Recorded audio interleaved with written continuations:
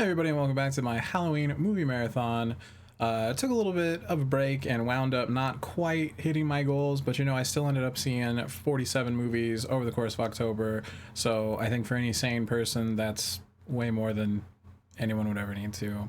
So come on in to my spooky, haunted cabin in the woods. More of like a mansion than a cabin. It's a very big cabin. And let's just talk about some horror movies really quick. I'm just gonna rapid fire through them. I think I got about 20, 4 shorts, and only one movie I've seen before. So let's get into it. Let's just knock the shorts out of the way first. I watched this thing called Playtime because I got high reviews from someone, and I don't know who or why, because this is terrible. It's just like a quick scene from the middle of a horror movie that doesn't exist, where a lady goes down into her living room, and there's just like an obnoxious, strangely, like, it's just haunted for no reason, and there's no reason given because it's like a couple minutes long, and like the effects are okay, but like, why is there the ghost of a bride that seems to be attached to a doll that's in your living room?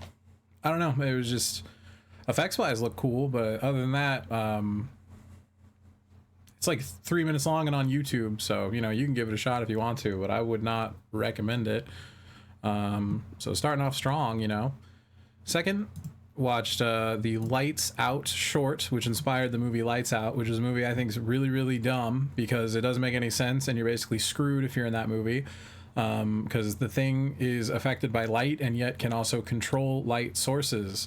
So it seems like a no-win situation, and like the rules don't really matter.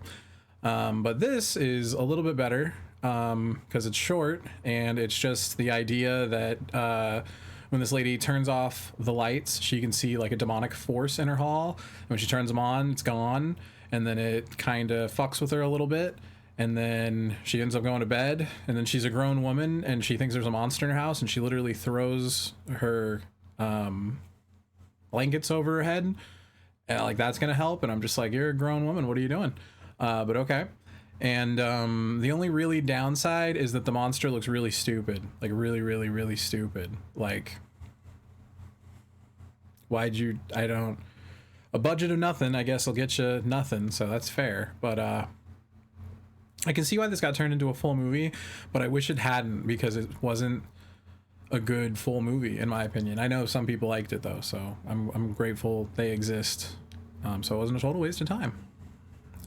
Next up, I actually like this one quite a bit. It's called Portrait of God. You can't see the name of it behind my big head. There you go. So this girl in college, I presume, is like putting together a, a presentation about how there's this weird just portrait of nothing, and she has a picture of it, and she's like, when some people see it, they claim they see a man, and all these different people who've never met are able to describe a similar looking figure. Some of them think it's beautiful, some of it think it's horrifying, but they all describe like the same thing. And then in the course of her staring at it, she's like, of course I don't see anything. But then she does start to see something, and there's a little bit of a cool effect, and then like the monster doesn't really get shown, which I think in these low budget shorts is a really good idea, because you guys can't afford to make a good monster, and if you can, awesome, but you usually don't, so that's okay. And yeah, I actually thought this one was pretty good. I recommend it. I think it's really the only one out of these 4 shorts I'd really recommend, although Not Alone in Here is another okay one. It's got like, I don't know how to describe it. The way the main character talks is very like modern casual, and that's cool, I guess, but also just kind of, I don't know. It's fine. I didn't really attach to the character very much, but it's a short, so it's really hard to do that, so I'm not going to hold it against it. This is another one where the monster looks terrible, but the conceit is fine, and it's about a lady being in her house, and she's like worried something else is in there, and it's for short, it's pretty good. I'd say it's worthwhile. These are only like a couple minute long investments, so if you get the chance, look up on YouTube Portrait of God and Not Alone in Here. And if you want to see like some cool effects, Playtime kind of has some, and Lights Out has a really, really bad monster, but like the vibes up until the reveal are kind of on point. So let's get out of the world of shorts and let's jump right into actual movies here. First off, I watched Together.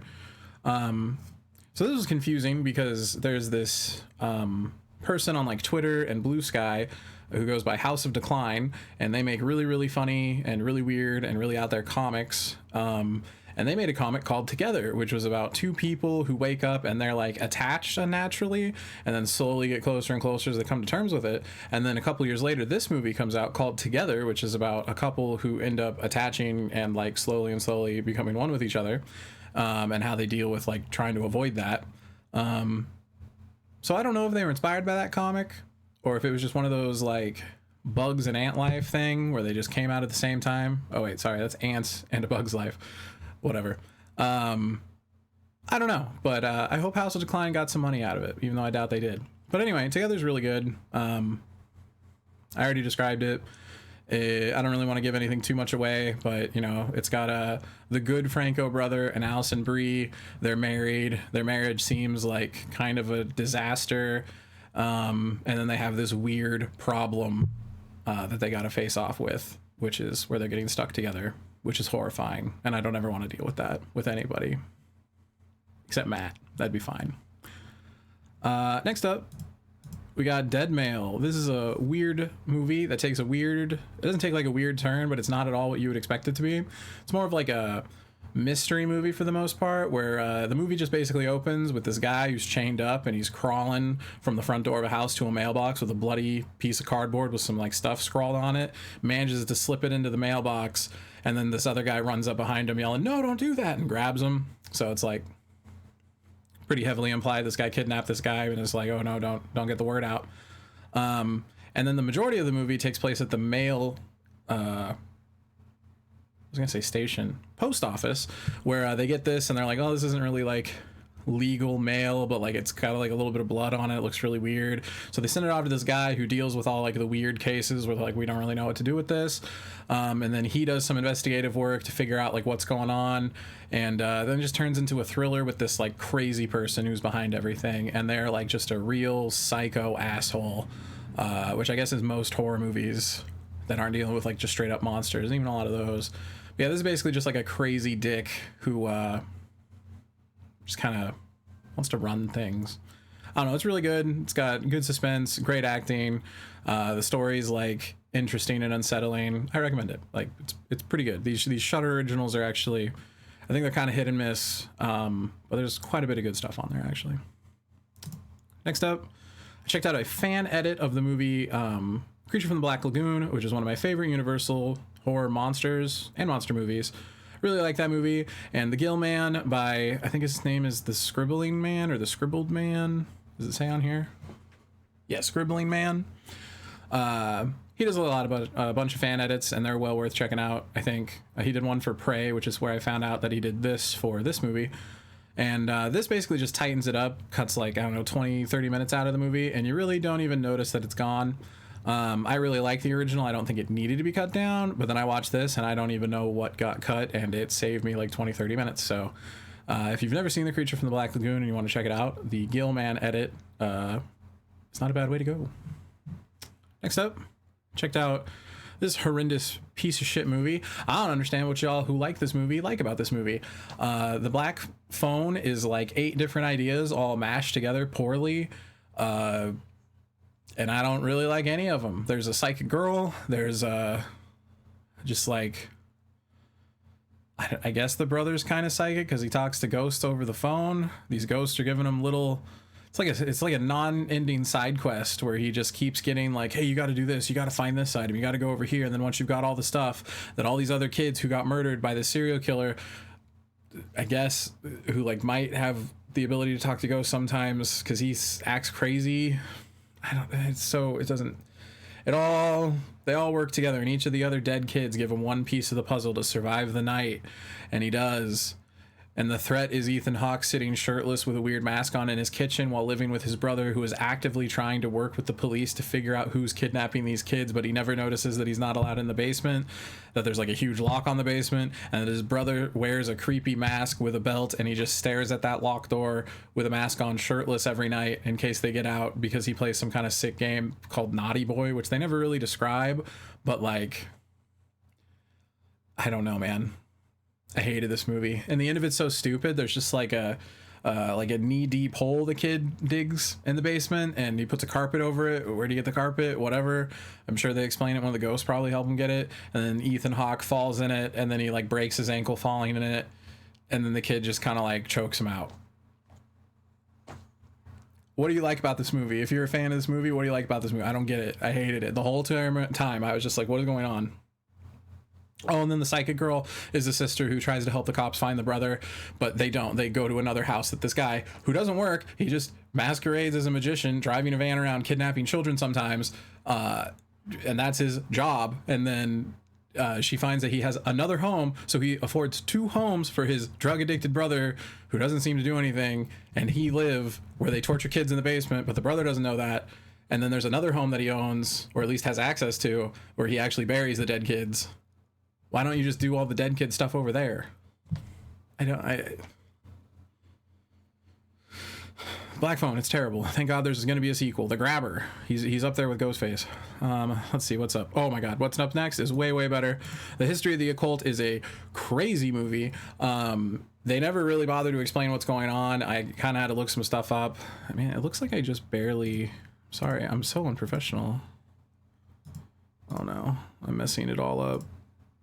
Lock that, unlock this, make that bigger. There we go. Look at that. Now you can't see the ghosties in the background. The ghosts from the cabin we're trying to break through. Anyway, History of the Occult does not explain itself. It's a Spanish language movie, and apparently it fits in really well with like how the Argentinian government was corrupt during like the 80s, I want to say. But the director says it had nothing to do with that, but it's one of those things where I'm like, I think it was inspired by that at the very least, if it wasn't actively so.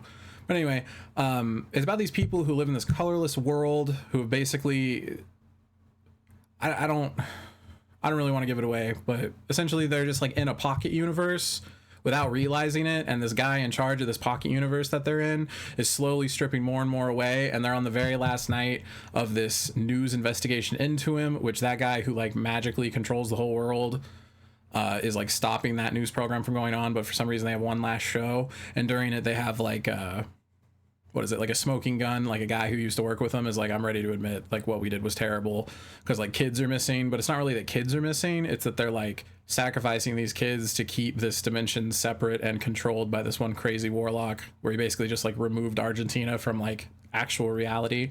It's a crazy movie, man. They barely get into this, and you have to like piece it together based off what goes on. But it's a really, really excellent movie. I'm not doing it justice. If you like foreign language movies and like really, really out there crazy concepts, and you don't mind like reading up about a movie a little bit afterwards, highly, highly recommend The History of the Occult. It was crazy good. I want to watch it again. Has a really cool ending too. Like it's really cool. Man, it's so cool. Man, I wish I could watch it again for the first time. Sorry, I'm just getting lost on that now. Let's see what's up next after History. Ooh, the Vourdalak. Look at him right there. The Vourdalak is not the pretty boy. It's the guy kissing on his neck. But anyway, Vourdalak is about this weird little French guy who's like, I don't remember. He's like a messenger for the king or something like that.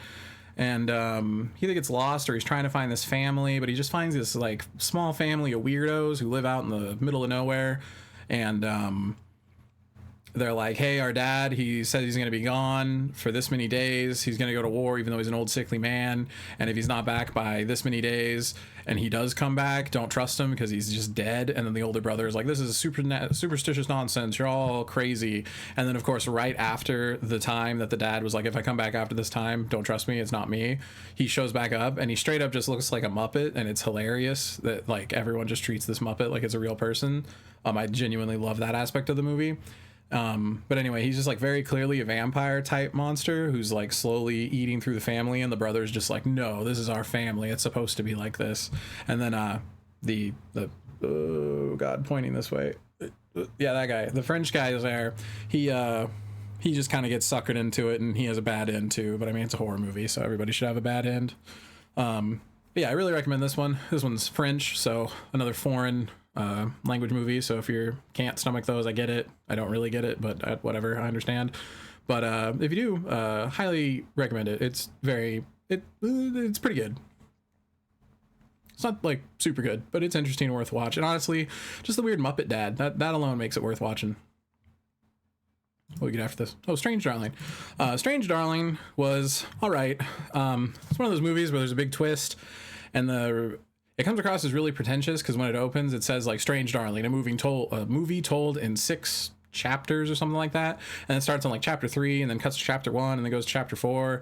So it's like really, really weirdly pretentious like that. But the story or movie would be much less interesting if they didn't do it like that because of like how the twist is revealed.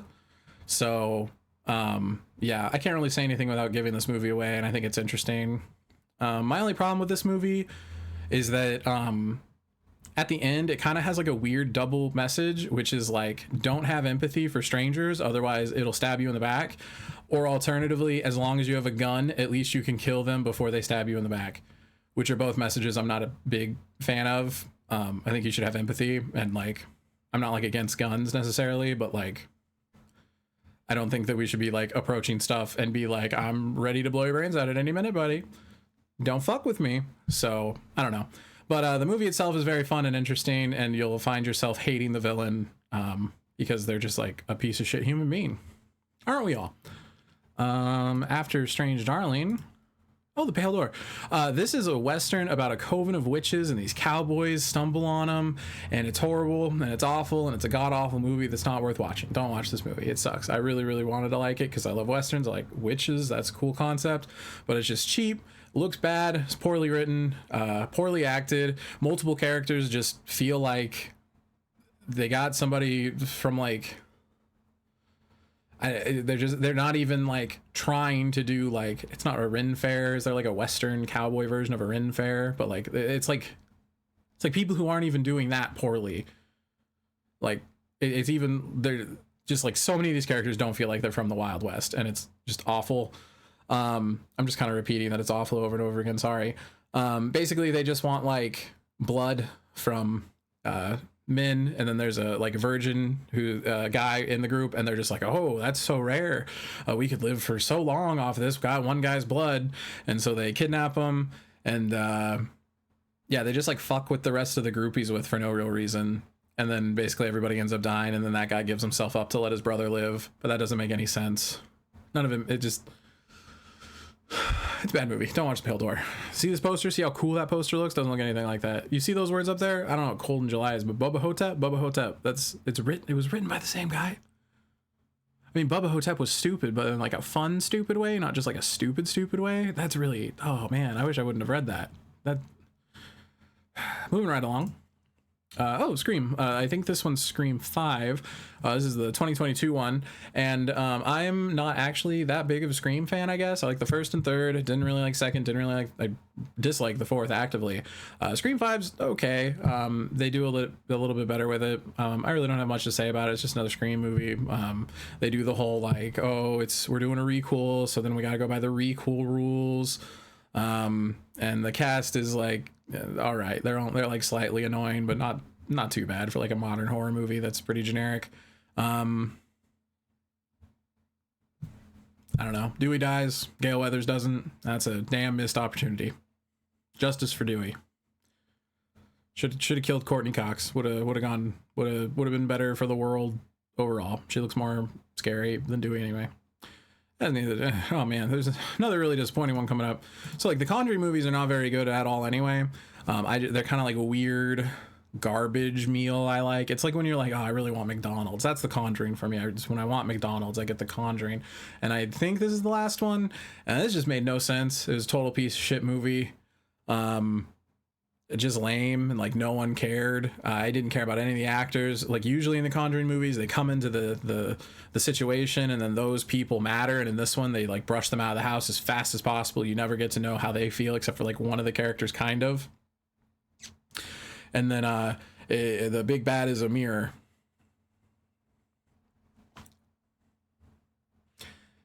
Yeah, they fight a mirror. There's one moment in this movie where the mom realizes that she mistreated her daughter and was just like, hey, you have these psychic powers and you got to suppress them. You got to suppress your psychic powers. And then she realizes, oh shit, I was actually being a terrible fucking parent. I should have like embraced what makes her different and unique. And then she tells her that, and that's how they beat the mirror. I don't know.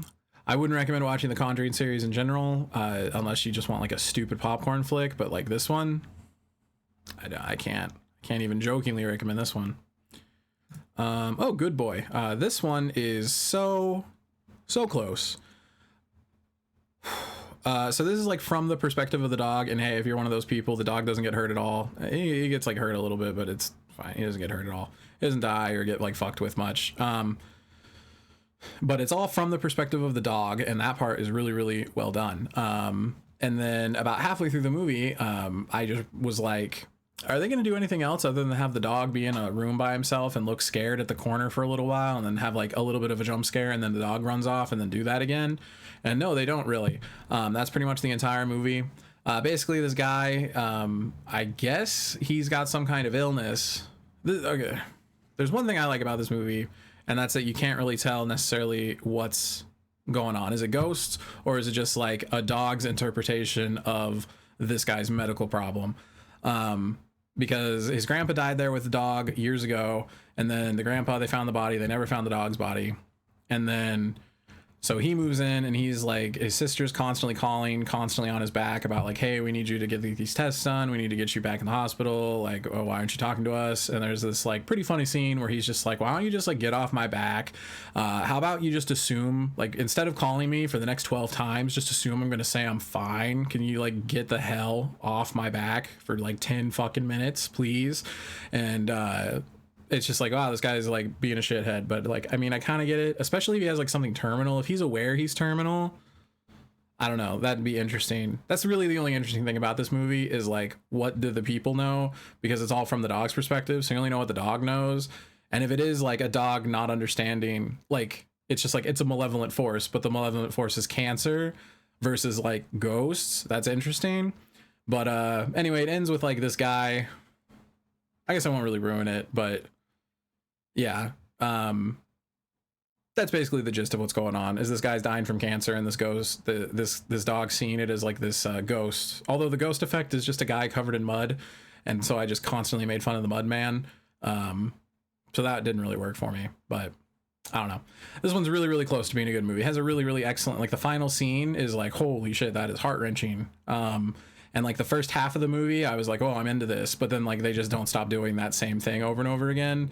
And then there's just kind of like the climax itself is a little weak, but the payoff from it is really good. It's so close to being a good movie. So close. Almost got all the parts. Next up, we got Hard Eyes. This is an all right, like, Hard Eyes. Basically, what if a rom-com was a slasher? My major problem with this is everybody is written to like an 11, and I can't stand them. They're all annoying, and they're all so extra all the time, and they're constantly like cracking weird jokes that I don't think human beings would actually be cracking, at least not at the like rapid non-stop pace that they do in this. But yeah, so it's basically just about a killer who kills couples, and it's a fun little slasher movie. Are you really gonna do this while I'm recording, buddy? I knew I shouldn't have had you in here. Anyway, Hard Eyes. Fine, I'll let you out. What a rude cat. Anyway, Hard Eyes. Pretty good little slasher. Just the characters are so goddamn annoying. Don't care about them at all, but like the kills can be fun. The slasher's outfit's kind of like lame. I mean, you can see the mask right there. It's just that in a trench coat. So if you like that, you like that. The twist is, okay. It's kind of Scream. Basically just Scream again, so it doesn't really do anything interesting with the formula or the genre, but I don't think it's like bad necessarily. This one threw me for a loop. Sundown, the Vampire and Treat. So Sundown towns, right? That's like a big racist thing, you know, where like black people would be like, you need to stay indoors or get the hell out of this town when the sun lowers, otherwise, you know, just some fucking racist will probably kill you. It's a sundown town. So this whole time, that's what I was thinking this movie was. No, not at all. This is like a goofy Bruce Campbell. He's barely in it, but it's Bruce Campbell, so that sets the tone. This is about like vegan vampires who are trying to like create a blood replacement so they don't have to eat people. So they've invited like the scientist into town. Unbeknownst to him, he's surrounded by vampires working on this like formula. And it's just like a really, really, really goofy movie. There's no real horror elements. They don't fuck around. Like the vampires can just like easily kill and overpower people.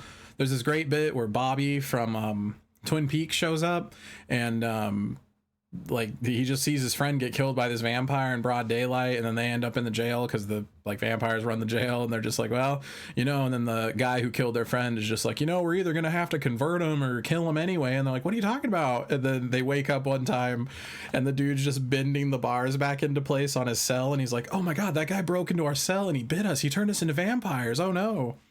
So it's just really goofy.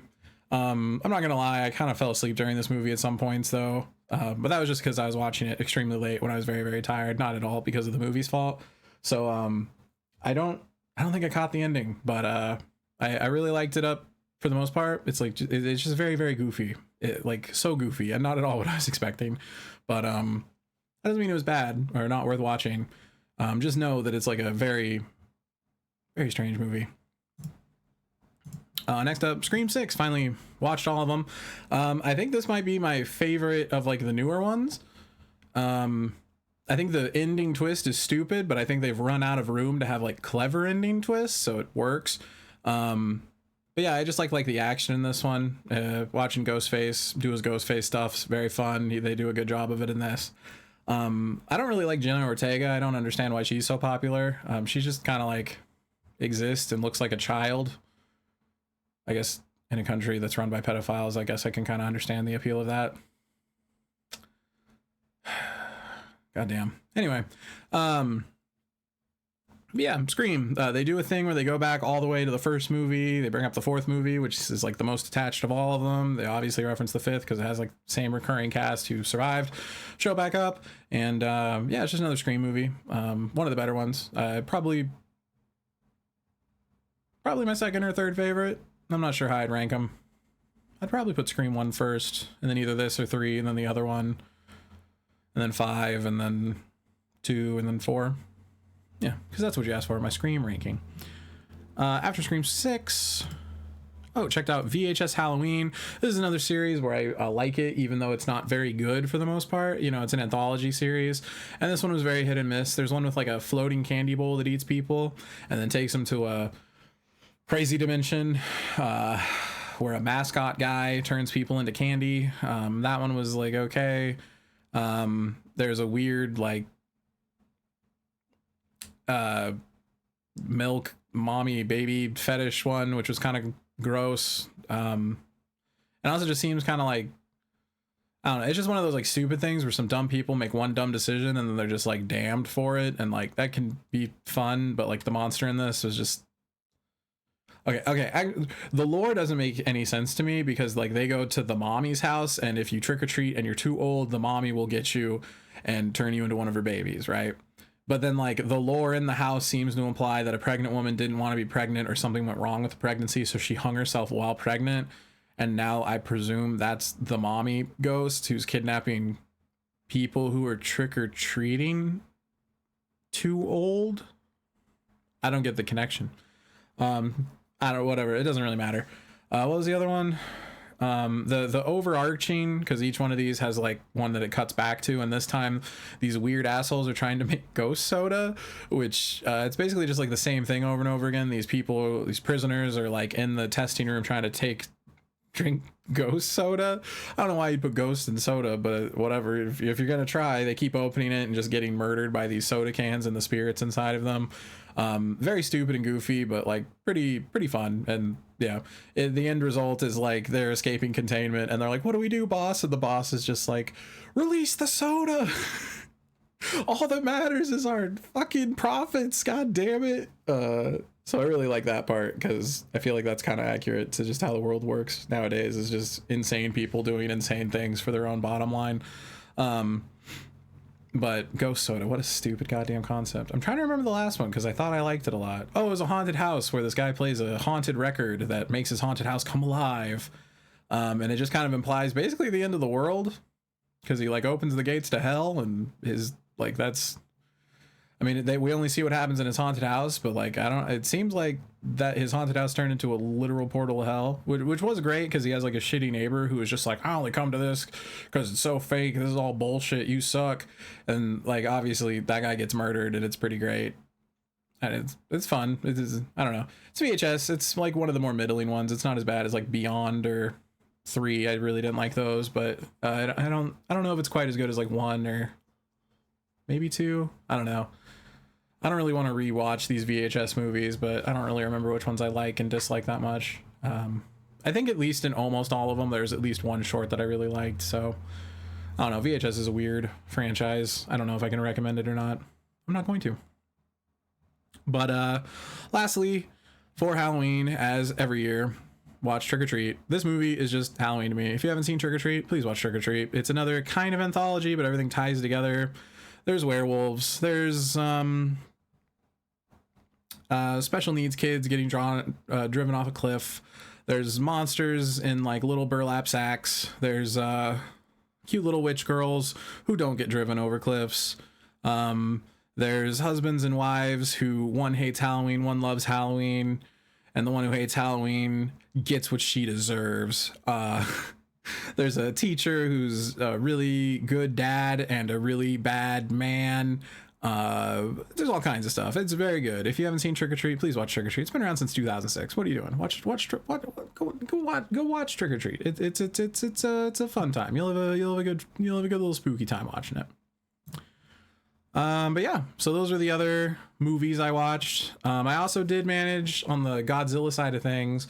I did get through all of the Showa era movies, which is like up to like about the 70s ish. Yeah, through the 70s actually, because I think 85 is when the next series starts. I may or may not make a video about that. I'll say right now that overall I really like the Showa era way more than I thought I would. I thought they'd be really, really cornball and bad. But I think that was just like from the zeitgeist that I picked that up. I don't think it was well earned at all. I think Godzilla is actually, it's weird because the very first movie is excellent. It's like actual, like there's a point to it, and then it immediately dips in quality and it like turns into garbage for like 2-3 movies, and then it goes up to middling to good for a good long time, and then it kind of peters out again towards the end. I don't know. I know some people really like the Mechagodzilla stuff. I like Mechagodzilla, but I didn't really like those movies necessarily. Also, I don't really like spy stuff, and they kind of got more heavily into like spy fiction, so that doesn't really fly with me. I also ended up reading more comics and playing some more horror games, but I might also just make a different video about that because they're already at 32 minutes, and I don't think people are really going to watch this anyway. And honestly, Oink, my cat, ruined this whole thing by making me take him out already, so you know, there's that. But yeah, so here's this November 1st. At my spooky haunted mansion in the middle of the woods with all my ghost friends here, keeping me company, watching all these creepy movies with me. And until next year, hopefully we'll get through actually 31 whole movies instead of 47. I think that math works out. Anyway, stay spooky and stay safe.